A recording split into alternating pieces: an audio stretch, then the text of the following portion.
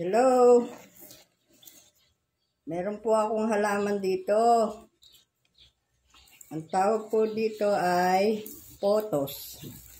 Ito po yung potos na dwarf. Maliliit. Ang ganda niya, oh. Malago. Oh.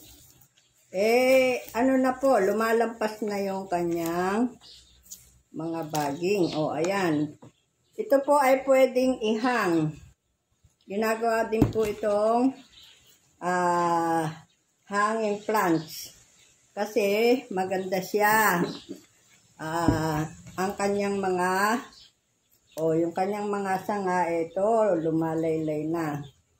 Pagka po ito ay malagong-malago na, ay bumababa na lahat yung sanga. Ngayon, pwede rin naman po ito na hindi hanging. Kasi, nilalagay din po ito sa mga, lalo na sa mga restaurant o yung mga kainan. Malamig po sa mata yung kanyang kulay. Yan o. Ngayon, kung gusto nyo po naman na paramihin ito, madali lang. Ito po, ganito lang po ang gagawin. Yung pong kasing itong mga stem nito, ayan, puputulin nyo lang po. Puputulin nyo po dun sa, ayan, yung may ugat po. Yung may ugat na yan, ang siyang itatanim. Kahit po siya maliliit, tutubo na po siya. Basta po siya may ugat. Yan. Sa isang sanga, marami po ang magagawa. Kasi isang sanga, yun lang pong may ugat ang puputulin nyo. Kaya pagka gusto nyong magtanim, magsasawa kayo sa dami ng supling. Ganyan po ang pagpaparami nito. Madali lang po itong buhayin. At ito po ay madali ding paramihin. Maganda po ito, lalo na po ito pagka nakahang. Kasi ito ay lumalawit yung mga sanga. Ang dami pong makukuha dito. Kaya po yung mga gustong mag-alaga, napakadami. Kahit po ilang paso, makakakuha kayo ng supling. Mabilis po itong paramihin. Napakaganda po ng kulay nito. Hindi po ito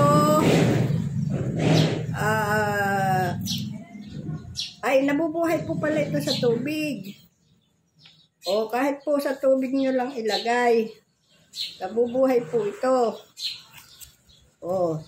Gusto nga po niya yung tubig at saka lalagyan nyo ng sa isang garapon lalagyan nyo ng mga bato. Ito po iginagaya ko sa aking taniman. Ayan, ito yung aking taniman. Lalagyan ko ng lupa. Yung pong lupa niya, hindi naman po siya maselan. Kahit po yung pinagsigaan o yung sinunog na lupa, pwede. Ito yung kanyang lupa.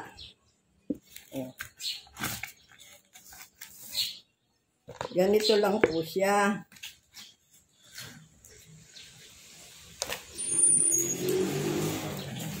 Maglalagay lang kayo ng lupa sa paso.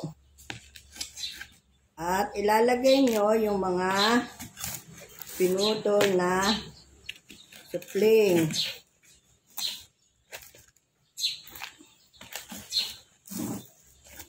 Tingnan nyo, parang hindi nabawasan. Ang ganda.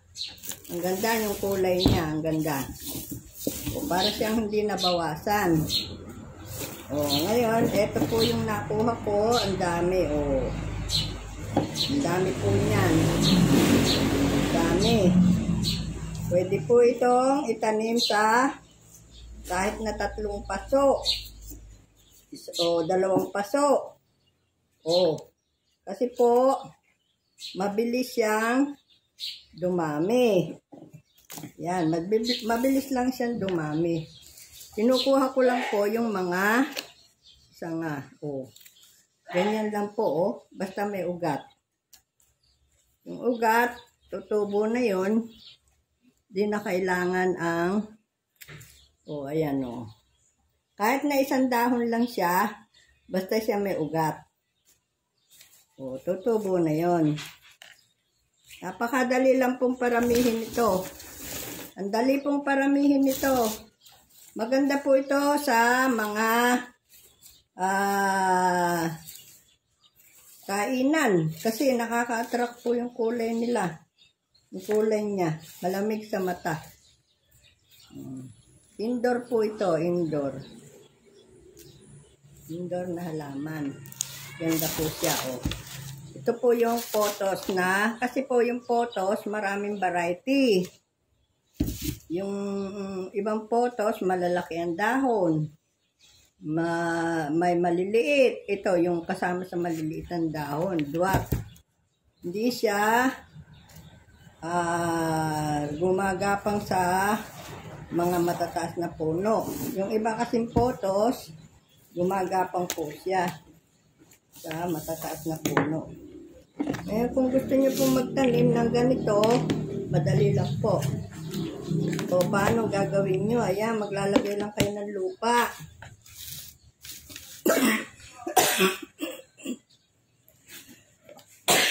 Sorry po. Okay. Nasa mid. May nakaalala.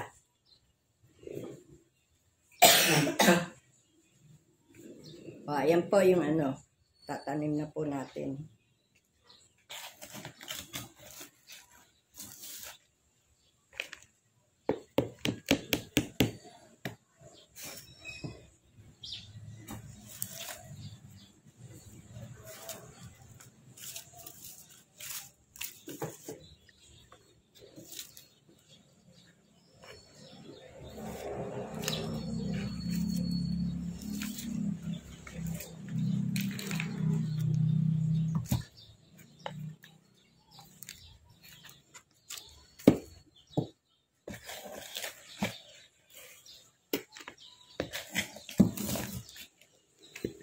Oh, ito po, ganito lang.